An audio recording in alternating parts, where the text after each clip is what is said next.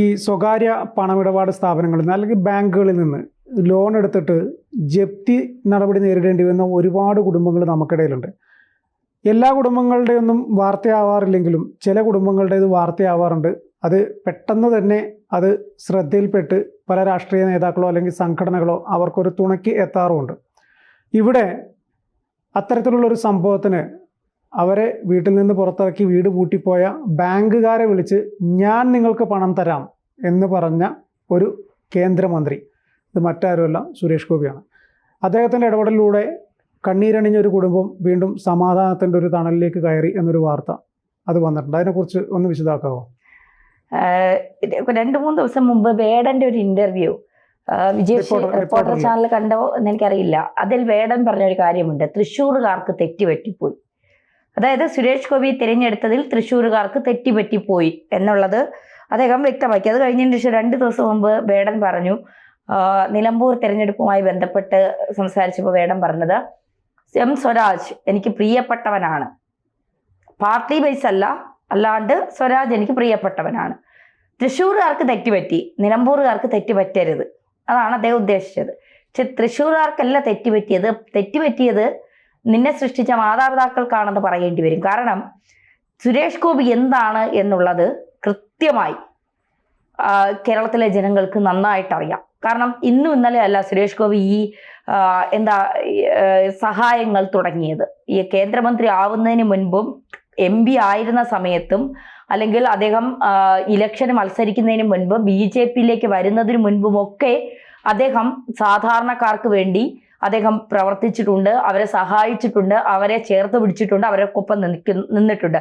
ഇത് സുരേഷ് ഗോപിയുടെ ഒരു പ്രമോഷനൊന്നുമല്ല. നമുക്ക് സുരേഷ് ഗോപിയെ പിന്നെ പോയിട്ട് പറഞ്ഞിട്ടോ സുരേഷ് ഗോപിക്ക് വേണ്ടി വാദിച്ചിട്ടോ നമുക്കൊന്നും കിട്ടാനൊന്നുമില്ല. നമ്മളെ സംബന്ധിച്ചിടത്തോളം നമ്മളിപ്പോൾ മാധ്യമപ്രവർത്തകരാണ്, നമ്മൾ ആർക്കെതിരെയും വാർത്ത കൊടുക്കും, ആരെ അനുകൂലിച്ച് നമ്മൾ വാർത്ത കൊടുക്കും. നല്ലത് ചെയ്താൽ നല്ലതെന്ന് തന്നെ പറയണം. അല്ല, ആരെ അനുകൂലിച്ചും എന്നത് ഞാൻ തിരുത്താൻ ശ്രമിക്കുകയാണ്. അനുകൂലിക്കുക എന്നതല്ല, സത്യം എന്താണ് അതിനനുസരിച്ച് നമ്മൾ വാർത്ത കൊടുക്കുക, അതാണ് സംഭവം. അതെ, നമ്മൾ ആരാണോ സത്യം പറയുന്നത് അല്ലെങ്കിൽ ആരാണോ ജനങ്ങൾക്ക് വേണ്ടി നിൽക്കുന്നത്, ഒരു ജനപ്രതിനിധി എന്താണെന്ന് ജനങ്ങൾക്ക് കാണിച്ചു കൊടുക്കുന്ന ആരാണോ അവർക്കൊപ്പം നമ്മൾ ഉണ്ടാകും. സുരേഷ് ഗോപിയുടെ ചില നിലപാടുകളെ നമ്മൾ എതിർത്തിട്ടുണ്ട്, ചില കാര്യങ്ങളെ നമ്മൾ എതിർത്ത് സംസാരിക്കുകയും ചെയ്തിട്ടുണ്ട്. പക്ഷെ നല്ലത് കണ്ടാൽ അത് നമ്മൾ പറയണം. അതെ, അത്രേ ഉള്ളൂ. ഇതിപ്പോ തൃശ്ശൂരിലാണ് സംഭവം. ഇപ്പൊ ഈ രാവിലെ മുതൽ ഈ വാർത്തകളൊക്കെ ചാനലുകളിലൊക്കെ ലൈവായി പൊക്കോണ്ടിരിക്കുന്ന ഒരു കാര്യമാണ്.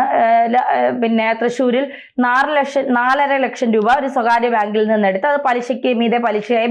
സ്വകാര്യ ബാങ്കുകളുടെ കാര്യം നമുക്കറിയാമല്ലോ.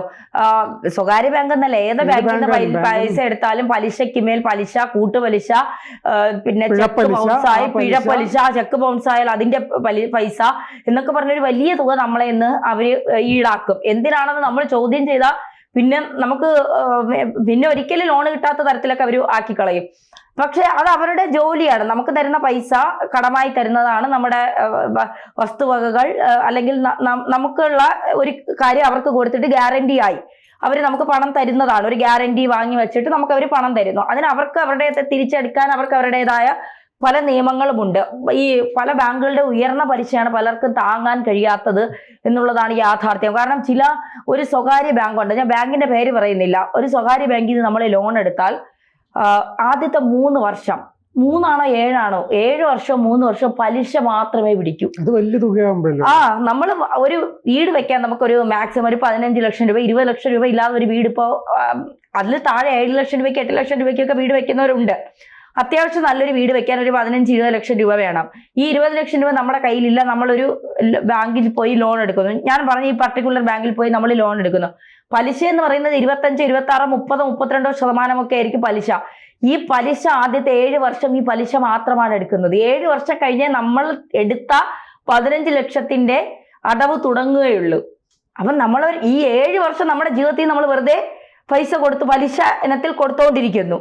പിന്നെ നമ്മുടെ അടവ് തുടങ്ങുന്നത് 7 വർഷം കഴിഞ്ഞ. ഈ 7 വർഷം കഴിയുമ്പോൾ നമുക്ക് അടയ്ക്കാനുള്ള ആരോഗ്യമുണ്ടോ എന്ന് എങ്ങനെയാണ് നമുക്ക് അറിയാൻ പറ്റുന്നത്?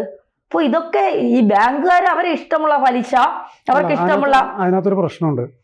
നമ്മൾ ഏത് ബാങ്കിലാണെങ്കിലും എവിടെയാണെങ്കിലും പോയി ലോൺ എടുക്കുമ്പോൾ നമ്മൾ കൃത്യമായിട്ട് കാര്യങ്ങൾ അവരോട് ചോദിക്കും. ചോദിക്കുന്നതായിട്ട് അവർ നമുക്കൊരു പേപ്പർ തരുമ്പോൾ സ്വാഭാവികമായിട്ടും നമ്മളാരും ആ പേപ്പറുകളൊന്നും മുഴുവൻ വായിച്ചു നോക്കാറില്ല. പക്ഷേ ബാങ്കിനെ സംബന്ധിച്ചിടത്തോളം അവർക്ക് പറയാനുള്ളത് മുഴുവൻ ആ പേപ്പറിൽ കൃത്യമായിട്ട് എഴുതിയിട്ടുണ്ടാവും. അതിനകത്ത് കൃത്യമായിട്ട് മെൻഷൻ ചെയ്തിട്ടുണ്ടാവും ഇത് ഇത്ര പലിശ വെച്ച് അടവ് വരും, ഇത്ര നാൾ ഇത് അടയ്ക്കേണ്ടി വരും എന്നുള്ളത്. ബാങ്കിനെ സംബന്ധിച്ചിടത്തോളം ബാങ്കിന് തിരിച്ചടവ് എന്ന് പറയുന്നത് വളരെ പ്രധാനപ്പെട്ട ഒരു കാര്യമാണ്. അതിപ്പം ബാങ്കിൽ ഗ്യാരണ്ടി വെക്കുമ്പോൾ ഇപ്പം നമ്മളിപ്പോൾ ഒരു 50 ലക്ഷത്തിൻ്റെ ഒരു വീട് വെച്ചിട്ടാണ് നമ്മളൊരു അതിൻ്റെ മെയിൻ്റനൻസ് എന്ന് പറഞ്ഞിട്ട് എടുക്കുന്നത് വിചാരിക്കുക. ബാങ്ക് നോക്കുമ്പം ഇപ്പോഴത്തെ മാർക്കറ്റ് വാല്യൂ വെച്ചിട്ട് അതിന് 50 ലക്ഷം രൂപ ഉണ്ടെങ്കിൽ നമുക്കൊരു 30-35 ലക്ഷം രൂപ മാത്രമേ തരുള്ളൂ. കാരണം ഒരു 30 ലക്ഷം രൂപ തന്നു കഴിഞ്ഞാൽ ഈ ബാങ്കിന് നമുക്ക് തന്ന തുകയുടെ അപ്പോൾ ഒരു 30 വയസ്സുള്ള ഒരാൾക്ക് ആണ് ലോൺ തരുന്നതെങ്കിൽ 60 വയസ്സ് വരെ മാക്സിമം, അപ്പം 30 വർഷം. അപ്പം ബാങ്ക് നോക്കും ഇപ്പോൾ 50 ലക്ഷം വാല്യൂ ഉള്ള ഇതിന് ഈ 30 വർഷം കഴിയുമ്പോൾ അല്ലെങ്കിൽ ഒരു 20 വർഷം കഴിയുമ്പം അതിൻ്റെ മാർക്കറ്റ് വാല്യൂ എത്രയാവും എന്ന് നോക്കും. അതിനനുസരിച്ചാണ് നമുക്ക് അടവ് തിരിച്ചടവ് വന്നു കഴിഞ്ഞാൽ ഈ കിട്ടിയില്ല എങ്കിലും അത് നമുക്ക് ബാങ്കിന് അറ്റാച്ച് ചെയ്ത് കഴിഞ്ഞാൽ അവരുടെ കടം മുതലാക്കാൻ പറ്റുമോ എന്നൊരു നോട്ടം ബാങ്കിന് എപ്പോഴും ഉണ്ടാവും. സ്വാഭാവികമായിട്ടും സാധാരണക്കാരായ ആളുകൾക്ക് ഈ ലോണൊക്കെ എടുക്കുമ്പം അവർക്ക് ഇതൊന്നും മനസ്സിലാവില്ല. അടിയന്തര ഘട്ടത്തിൽ എവിടെ നിന്നാണോ പൈസ കിട്ടുന്നത് അവിടെ പോയിട്ട് പൈസ വാങ്ങി, അത് സാധാരണക്കാരാണ്. അവരെ പറഞ്ഞിട്ട് കാര്യമില്ല. നിലനിൽപ്പ് എന്നൊരു പ്രശ്നം വരുമ്പോൾ എത്ര പലിശയാണെങ്കിലും കഴുത്തറക്കുന്ന പലിശയാണെങ്കിൽ പോലും ആളുകൾ പൈസ എടുത്തു പോകും.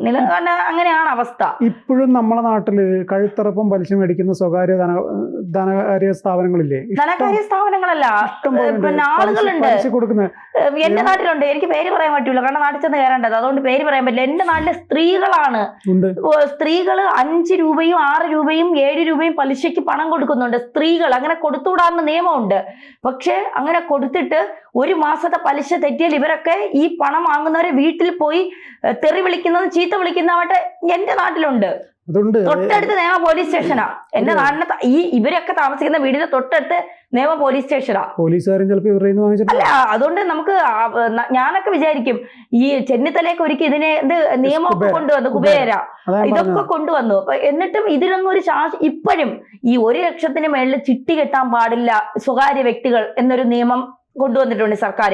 പക്ഷെ എന്റെയൊക്കെ നാട്ടിൽ 5 ലക്ഷം രൂപ വരെ ചിട്ടി കിട്ടുന്നുണ്ട്. ഏറ്റവും കൂടുതൽ ചിട്ടി ഇടപാട് നടക്കുന്ന ജില്ല ഏതാണെന്നറിയോ? തിരുവനന്തപുരം ആയിരിക്കും. തൃശ്ശൂരാണ്. ഞങ്ങളുടെ നാട്ടിലും ഉണ്ട്. തൃശ്ശൂരിൽ ഇഷ്ടക്കണക്കിന് ചിട്ടി ഇടപാടുകളുണ്ട്. അപ്പൊ പറഞ്ഞു വരുന്ന ഞാൻ ആലോചിക്കും, സ്ത്രീകൾ ഗുണ്ടകളാവുന്നത് നമ്മൾ ഞാൻ അങ്ങനെ പൊതുവേ കണ്ടിട്ടില്ല. പക്ഷെ എന്റെ നാട്ടിലെ പല സ്ത്രീകൾ ഗുണ്ടകളാവുന്നത് ഞാൻ കണ്ടിട്ടുണ്ട്.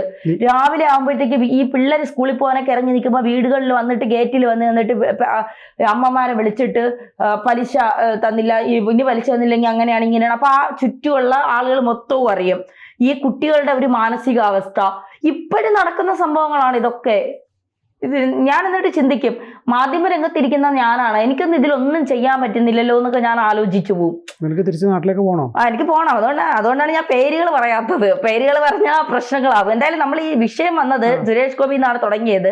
അപ്പൊ സുരേഷ് ഗോപി ഈ 4.5 ലക്ഷം രൂപ ഞാൻ അടയ്ക്കാം എന്ന് പറഞ്ഞ് അദ്ദേഹം ഫോണിലൂടെ വിളിച്ച് ബാങ്കിനെ അറിയിച്ചതിന് ശേഷം പറ്റിയില്ല എങ്കിൽ നിങ്ങൾക്ക് ഇന്ന് അവധിയ ദിവസമാണെങ്കിൽ ഞാൻ ബാങ്ക് വഴി ട്രാൻസ്ഫർ ചെയ്യാം, ഓൺലൈൻ പേയ്മെന്റ് നടത്താം, നിങ്ങളത് തുറന്നു കൊടുക്കണം എന്ന് പറഞ്ഞു.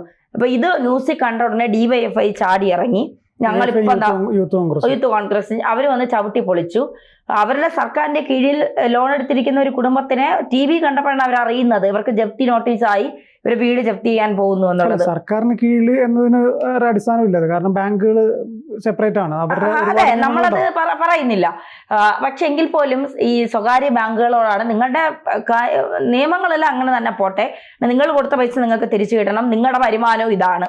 പക്ഷെ എങ്കിൽ പോലും ഈ പലിശ ഇനത്തിലൊക്കെ എന്തെങ്കിലുമൊക്കെ വിട്ടുവീഴ്ചകൾ ചെയ്യാൻ കുറച്ചത് മനുഷ്യത്വപരമായിട്ടുള്ള മാനുഷിക പരിഗണന എന്ന് പറയുന്നത്. ഇപ്പൊ 5 സ്ത്രീകളുള്ള വീടൊക്കെ പൂട്ടിയിട്ട് പോകുമ്പോൾ ഈ പെൺകുട്ടികളുടെ സുരക്ഷിതത്വം അല്ലെ, ഈ സ്ത്രീകളുടെ സുരക്ഷിതത്വം ഇതൊക്കെ ഒന്ന് നോക്കി അവർക്കൊരു 10 ദിവസത്തെ ഒരു വീട് മാറാനെങ്കിലും ഉള്ള ഒരു സമയം കൊടുക്കാനുള്ള ഒരു മാനുഷിക പരിഗണന ഈ ബാങ്കുകാരൊക്കെ കാണിക്കണം എന്ന് മാത്രമേ പറയാനുള്ളൂ.